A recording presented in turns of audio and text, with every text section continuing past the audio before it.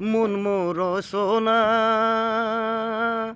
তুমি কি আর জানো না, সঙ্গে তো কাউ যাবে না, সময় থাকিতে কেন গুরু বুঝিলুম না, মন মোর সোনা। সারা দিনের ভিতরে এই একটা সেলাপটা শাটারিং করলাম, শাটারিং করে আরে যেমন রড বান্ধা ক্লিয়ারও নাই। শাটারিং ওদিকে দেখা দাও, শাটারিং এদিকে পুরা ক্লিয়ার করছি। এটা যেমন লিপ, বুঝছেন, এটা একটা লিপ। এটা শাটারিং করে পেপার সেপার মাইরা ফ্যানের হুক সুপ লাগায় ক্লিয়ার করলাম। এখন কালকে রড বান্ধেমু, রড বান্ধা ঢালাই দিয়া ক্লিয়ার করে দেবো।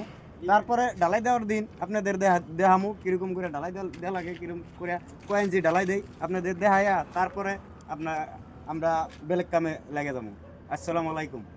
আমরা রড বাঁধা পুরো ক্লিয়ার করলাম, করার পরে দেখেন এই যে আমি যে দেখাই দিছি আদিয়া, এই সাইড দিয়ে একটা কলম আছে, দুই দিকে দুটো কলম আছে। কলমের দিকে এখন চারের সাইডে আপনার সাজা দিতে বলছে। রড টড বাঁধা ক্লিয়ার করছি। ক্লিয়ার করার পরে এখন আজকে 30 তারিখ, আজকে ঢালাই দিব। আজকে ইঞ্জিনিয়ারে ফোন করে কই ওরকম হইব না, এসব খুলতে হইব। দেখেন এই সাইড দিয়ে সাইডারিং করে সাজা দিতে হবে। এগুলা রড আরও খুলিয়া এদিক দিয়ে আরও বড়াইতে লাগবো। কাম খালি বেড়া